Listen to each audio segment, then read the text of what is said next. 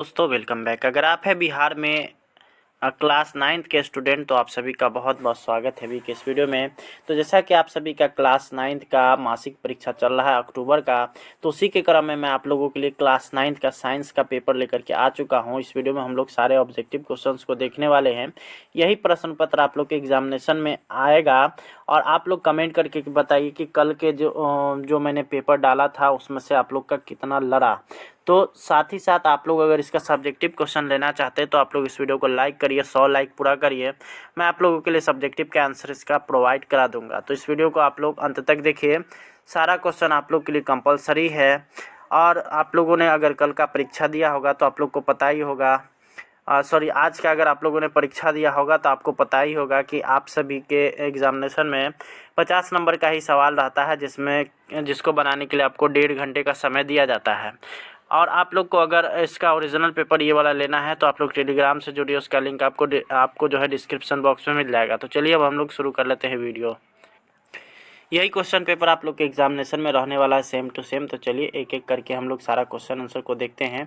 सबसे पहले हम लोग बात करेंगे आप लोगों के लिए। तो टोटल क्वेश्चन दिया रहेगा आपको 30, जिसमें से आपको 25 का आंसर करना है। तो आइए, पहला क्वेश्चन है आप लोग का, कमानीदार घड़ी में संचित ऊर्जा कैसी ऊर्जा होती है? तो ये होता है आपका स्थितिज ऊर्जा, यानी 1 का ए हो जाएगा। आप लोग मिलाते हुए चलेंगे। दूसरा नंबर हम लोग देखेंगे तो गुरुत्वाकर्षण नियतांक का एसआई मात्रा क्या होगा?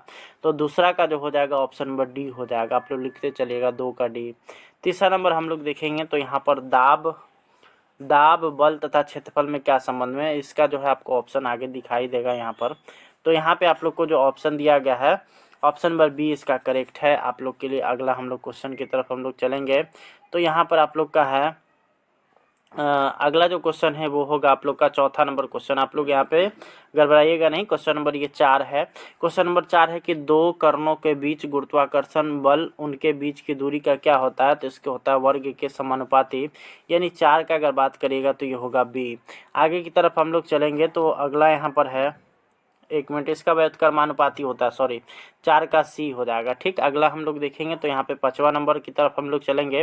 तो 5वां नंबर है आप लोग का, यदि पृथ्वी पर किसी वस्तु का द्रव्यमान 6 kg है तो चंद्रमा पर उसका क्या हो जाएगा? फॉर्मूला होता है 1/6 इंटू पृथ्वी पर का द्रव्यमान यानी कि 1/6, और यहाँ पर भी 6 है तो 6 कम 6 यानी 1 kg हो जाएगा, यानी ऑप्शन नंबर बी इसका करेक्ट हो जाएगा। तो 5 का आपका हो गया बी। आप लोग को इस तरह से लिख लेना है। छठा नंबर है कि गति के किस नियम से बल का मान निकाला जाता है? तो बल का मान निकालने के लिए यहाँ पे गति का द्वितीय नियम लगता है, यानी कि छठा का ऑप्शन नंबर बी हो जाएगा। 7वां नंबर है आप लोग का जी और स्मॉल जी में क्या संबंध है? तो इसका होता है ऑप्शन नंबर सी। 7 का आपका ऑप्शन नंबर सी हो जाएगा, जी बराबर जी एम बटा आर स्क्वायर इसके नीचे है। ठीक है, चलिए आगे की तरफ हम लोग देखेंगे। 7वां नंबर क्वेश्चन का आप लोग यहाँ पे देख सकते हैं, ये ऑप्शन नंबर सी है। 8वां आप लोग जो देखिएगा आप लोग को अगला पेज में मिलेगा। तो यहाँ पर है आप लोग का, किसी वस्तु का भार निम्न में से कहाँ अधिक होता है? तो किसी वस्तु का जो भार होता है वो ध्रुव पर सबसे अधिक होता है। अगला है संवेग संरक्षण का सिद्धांत का उदाहरण कौन सा है? तो इसमें हो जाएगा आपका संवेग संरक्षण का उदाहरण जो होगा, ये रॉकेट का प्रणोदन भी है और सिक्का काट प्रयोग भी है। तो ये दोनों हो जाएगा, इसलिए इसका ऑप्शन नंबर सी हो जाएगा। 9 का सी। आप लोग मिलाते हुए चलेंगे। 10वां नंबर हम लोग देखेंगे तो 10वां है कि घनत्व का सीजीएस मात्रक क्या होता है? तो घनत्व का जो सीजीएस मात्रक होता है वो हो जाएगा जी सेंटीमीटर क्यूब, यानी कि ऑप्शन नंबर डी हो जाएगा इसका करेक्ट। अगला है सोडियम के परमाणु द्रव्यमान 23 और 46 ग्राम सोडियम में मोलों की संख्या क्या होता है? तो यहाँ पे होता है मोल बराबर मास बटा परमाणु द्रव्यमान। यहाँ पे आप लोग को अगर भाग दे लीजिएगा तो ये आपको 2 मिल जाएगा, यानी कि 11 का हो जाएगा आपका ऑप्शन नंबर सी। 12वां नंबर सवाल की ओर हम लोग चलेंगे। तो यहाँ पर है, निम्नलिखित में से कौन चतुष्परमाणुक अणु है? यानी कि किसमें जो है 4 यहाँ पे खाली एटम रहता है? तो ये हो जाएगा आपका ऑप्शन नंबर डी, यानी कि 12 का ऑप्शन नंबर डी आप लोग को दिख रहा होगा। 13 नंबर सवाल की ओर हम लोग देखेंगे तो जल का परमाणिक द्रव्यमान क्या होता है? तो 13 का आपका ऑप्शन नंबर ए हो जाएगा 18 AMU। H2O होता है और H2O का जो वैल्यू आता है 18 AMU में हो जाता है। अगला यहाँ पर है यहाँ पे आप लोग का अमोनिया NH3 में नाइट्रोजन की संयोजकता क्या होती है? तो यहाँ पे 14 का हो जाएगा आपका ऑप्शन नंबर सी बिल्कुल करेक्ट, यानी कि 3। अगला है कैल्शियम कार्बोनेट का रासायनिक सूत्र क्या होता है? तो ये हो जाता है आपका ऑप्शन नंबर ए, यानी कि 15 का आपका ऑप्शन नंबर ए हो जाएगा।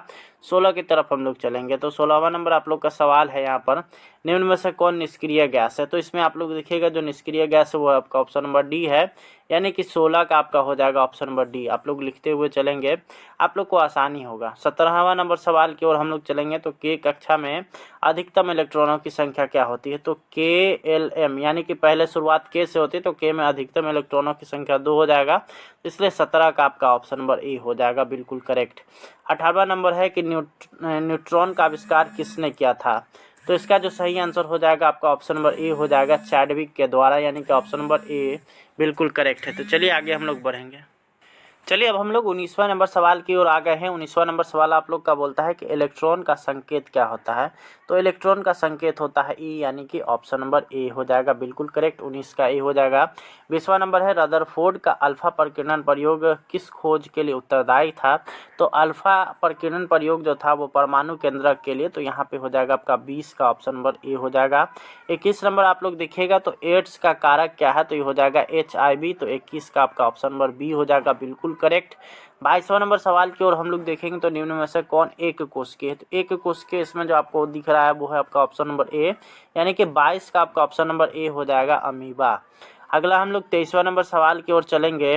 तो 23वां नंबर है 23वां नंबर आप लोग को यहाँ मिलेगा कछुआ और छिपकली उदाहरण है। तो ये होता है आपका एम्फीबिया वर्ग के, यानी कि 23 का आपका ऑप्शन नंबर सी हो जाएगा। 24 हम लोग देखेंगे तो निम्न में से कौन समवहनी पौधा है? तो आगे हम लोग देखते हैं इसका 24 का। तो यहाँ पे और ऑप्शन आपको दिखेगा, तो इसका जो सही आंसर हो जाएगा समवहनी पौधा बोल रहा है, तो ये इसका कर लीजिए सवाल। अगला है नेफ्रीडिया निम्न में से किसका उत्सर्जी अंग है? तो 25वां का आप लोग आंसर छोड़िए, इसको हम लोग छोड़ रहे हैं। 26वां नंबर की तरफ हम लोग चलेंगे। निम्नलिखित में से कौन शीत रक्तीय प्राणी है? तो इसमें हो जाएगा आपका ऑप्शन नंबर बी चूहा। 26 का आपका ऑप्शन नंबर बी होगा चूहा। अगला हम लोग देखेंगे 27वां नंबर, तो वो है आप लोग का यहाँ पर कि एक व्यक्ति स्वस्थ तब कहलाता है जब वो मुक्त होता है। तो इसका और भी आंसर ऑप्शन होगा, आपको आगे दिखेगा। यहाँ पे आप लोग इसका जो सही आंसर होगा आपका ऑप्शन नंबर सी। 27 का आप लोग का सी हो जाएगा, रोग एवं मानसिक तनाव से जो ग्रसित लोग रहते हैं वो कभी भी स्वस्थ नहीं होते हैं। अगला यहाँ पर 28वां नंबर सवाल की ओर आ जाता है। तो चेचक की टीका की खोज किसने किया था? तो चेचक की टीका का खोज किया था एडवर्ड जेनर ने। 28 का ए बिल्कुल करेक्ट हो जाएगा। 29वां हम लोग देखेंगे। 29वां सवाल आप लोग का है पोलियो रोगाणु निम्न में से कौन है? पोलियो का रोगाणु निम्न में से कौन है? तो ये हो जाएगा आपका ऑप्शन नंबर ए, यानी कि पोलियो वायरस। अगला हम लोग देखेंगे 30वां नंबर सवाल, जो कि अंतिम होगा आप लोग का ऑब्जेक्टिव। ये है कि आपका निम्न में से कौन एवीज वर्ग का उदाहरण है? तो यहाँ पे एवीज वर्ग में सभी पक्षी आया करते हैं। तो इस वीडियो में हम लोग सारे ऑब्जेक्टिव को देख लिया, और आप लोग इस वीडियो को अगर 100 लाइक करते हैं तो आप सभी के लिए सब्जेक्टिव मैं लेकर के हाजिर होऊंगा। थैंक्स फॉर वॉचिंग, धन्यवाद।